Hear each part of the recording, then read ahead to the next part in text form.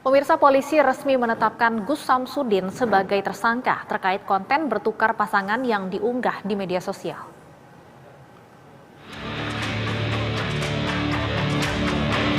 Polda Jawa Timur resmi menetapkan Gus Samsudin sebagai tersangka dalam konten bertukar pasangan yang diunggah di media sosial YouTube-nya.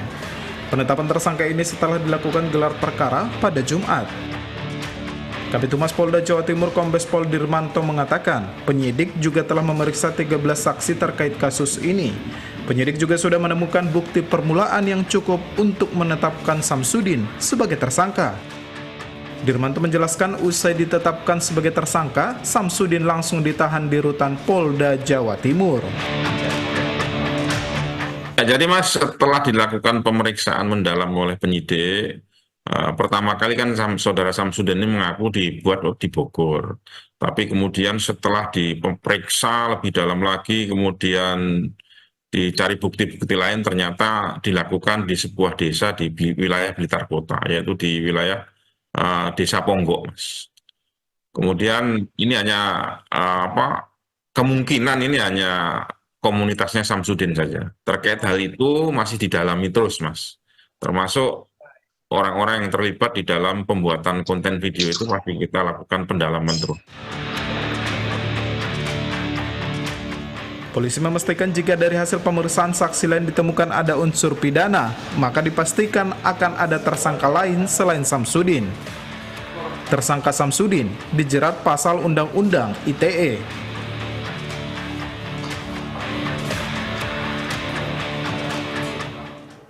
Sebelumnya Samsudin alias Gus Samsudin dijemput paksa oleh pihak kepolisian Polda Jawa Timur. Samsudin dinilai tidak kooperatif selama pemeriksaan di Polres Blitar hingga Polda Jawa Timur turun tangan.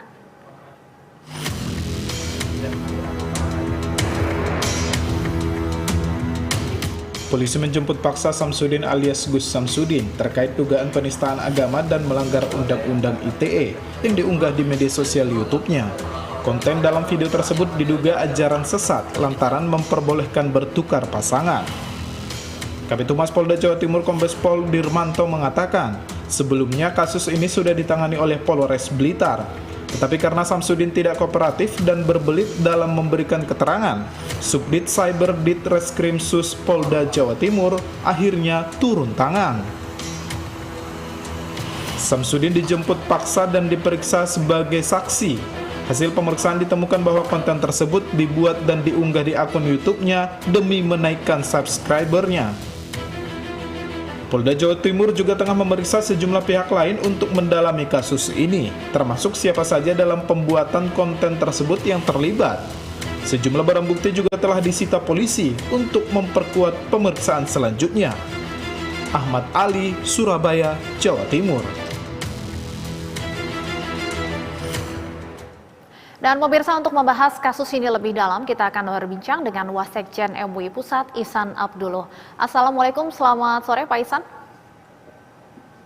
Waalaikumsalam warahmatullahi wabarakatuh. Selamat sore, Mbak. Baik. Ya, Pak Ihsan, apakah dengan dengan Stefani di studio, Pak Ihsan? Mbak Stefani. Ya, Selamat Pak Ihsan, sore. apakah MUI mengetahui atau barangkali memiliki laporan terkait ajaran menyimpang dari Gus Samsudin ini sebelumnya? Ya, terlebih dahulu tentu kita sampaikan terima kasih kepada Polri Polda Jawa Timur yang sudah sigap untuk menangani persoalan ini, dan kami beberapa hari yang lalu sudah membahas soal yang terkait dengan tindakan Samsudin ini yang masih dalam kategoris apakah dia memang ingin memviralkan sebuah konten ataukah memang itu aliran yang diyakini oleh komunitas atau kelompok Samsudin ini. Dan kami sudah menugasi MUI Jawa Timur untuk mendalami sejauh mana faktanya seperti apa.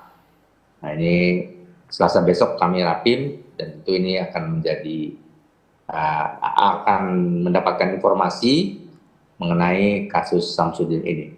Tetapi sebenarnya MUI sudah mempunyai kriterium mengenai sebuah aliran apakah dinyatakan sesat atau tidak, ya toh kan, yang sudah berulang kali disampaikan di berbagai media, ya, baik melalui dakwah dan seterusnya. Di antaranya itu mengingkari salah satu dan dari rukun iman yang keenam. Jadi apabila sebuah aliran itu mengingkari rukun iman, maka itu jelas sesat. Ya, rukun iman kita paham harus beriman kepada Allah, beriman kepada malaikat, beriman kepada nabi, meyakini kitab Al-Quran, dan seterusnya. Kemudian yang kedua adalah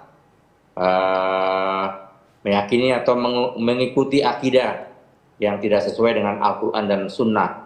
Jadi manakala ada aliran yang tidak sesuai, seperti yang dilakukan oleh Samsudin ini, jelas tidak sesuai, ya maka udah pasti itu kan aliran itu, kalau memang itu aliran atau komunitas, mereka meyakini itu adalah komunitas yang sesat, yang harus dilakukan teguran untuk sekaligus dibina, ya kan.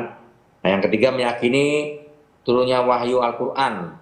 Nah, dia harus yakin. Yang keempat, mengingkari otentisitas dan atau kebenaran Al-Quran. Yang kelima, melakukan penafsiran Al-Quran yang seenaknya dan seterusnya. Ini ada 10 kriteria. Jadi saya kira sangat mudah untuk mendetek sebuah aliran itu apakah sesat atau tidak, karena MUI telah mengeluarkan kriteria mengenai sebuah aliran untuk dinyatakan sesat atau tidak.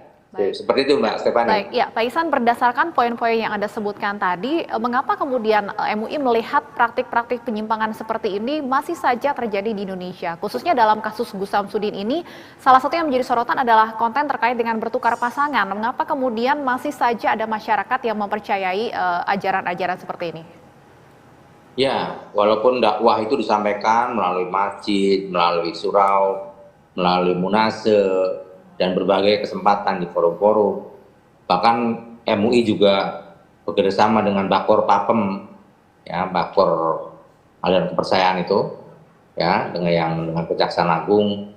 Tetapi memang Mbak Stefani, aliran-aliran yang seperti ini memang banyak bermunculan dan di Indonesia ini sangat subur, sehingga kita meminimais jangan sampai aliran itu kemudian diikuti oleh masyarakat, dan ini sudah berjalan bagus. Bagaimana kita memonitoring dengan Kejaksaan, Bakor Papem itu, Bakor Pakem, ya, Bakor Pakem itu kami juga berkoordinasi dengan seluruh umat pengurus atau pimpinan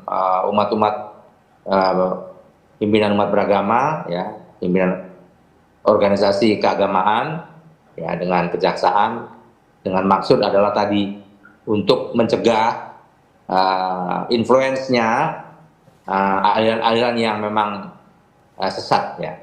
Tetapi karena memang wilayah Indonesia juga cukup besar dan penduduknya besar, nah ini kadang-kadang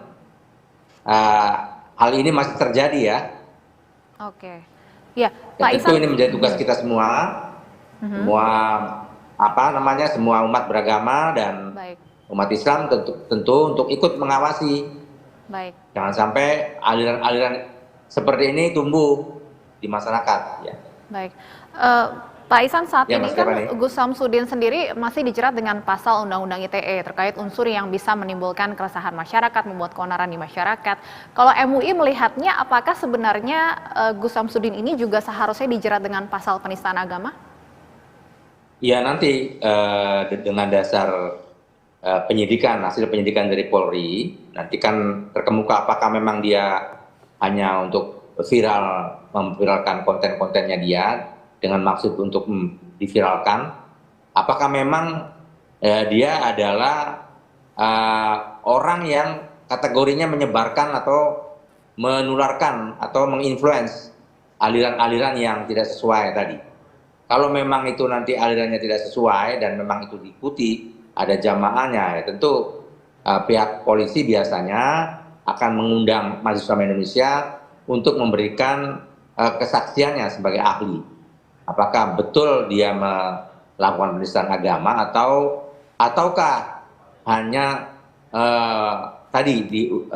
melakukan pelanggaran tindak pidana Undang-Undang ITE. Nah itu nanti Baik. setelah ada penyidikan selanjutnya tentu.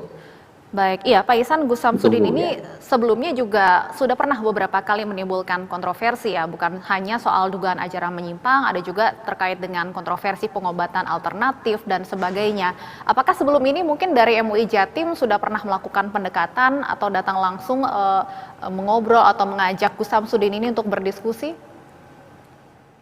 Sudah, saya kira mereka sudah melakukan hal itu dan memang orang-orang seperti Samsudin ini ya harusnya dilakukan tindakan hukum karena sudah beberapa kali melakukan hal-hal seperti keonaran tadi ya. Tapi satu hal bahwa di kita ini memang subur tumbuh aliran-aliran sesat dan yang banyak pengikutnya, bahkan yang dimaksud dengan tadi konten-konten yang seperti ini banyak yang mengikuti karena mungkin masyarakat kita ini kadang-kadang kurang memahami ya bagaimana sebenarnya kehidupan beragama itu sungguh-sungguh harus dilaksanakan ya. Nah, manakala kehidupan beragama itu sungguh-sungguh dilaksanakan, tentu orang pribadi-pribadi, individu-individu akan tidak mudah untuk menjadi pengikutnya karena ada pedoman tadi, ya kan? Pedoman tadi satu hal adalah rukun iman misalnya. Maka kalau orang itu meyakini ada 6 rukun iman, ya tentu beriman kepada Allah, beriman kepada kitabullah, beriman kepada malaikat, beriman kepada nabi, hari akhir. Nah, tentu ini tidak mudah akan terjebak di situ. Nah, itu satu hal. Kemudian yang kedua, ini kadang-kadang masyarakat kita ini kan dihinggapi oleh persoalan yang menggelayut ya di dalam kehidupan sehari-hari. Misalnya persoalan ya beras mahal, ya toh? Kehidupan tidak terbeli, susah penghidupannya, lalu dengan mudah diajak oleh kelompok-kelompok tertentu, diiming-imingi sesuatu hal yang kira-kira menyenangkan, apalagi berbau agama, ya, menjual surga. Nah, itu kadang-kadang mudah kemudian ikut atau mengikuti aliran-aliran yang seperti ini. Justru tugas semua kita, ya media, saya kira kejaksaan, kepolisian, ya, dan kami semua yang dalam organisasi keagamaan tentu bisa sedini mungkin mendeteksi dan mencegah. Apabila ada terjadi hal-hal seperti ini, kita semua bisa segera melaporkan peristiwa ini kepada Polri supaya lebih awal dideteksi, minimize korban-korban yang ditimbulkan. Nah, itu saya kira. Baik, masyarakat harus lebih bijak ya dalam menyikapi adanya ajaran-ajaran menyimpang di sekitar kita dan tentunya kita juga akan terus mengawal proses hukum yang saat ini menjerat Samsudin di Polda Jawa Timur. Terima kasih Pak Ihsan Abdullah sudah bergabung bersama kami di Berita Satu Sore.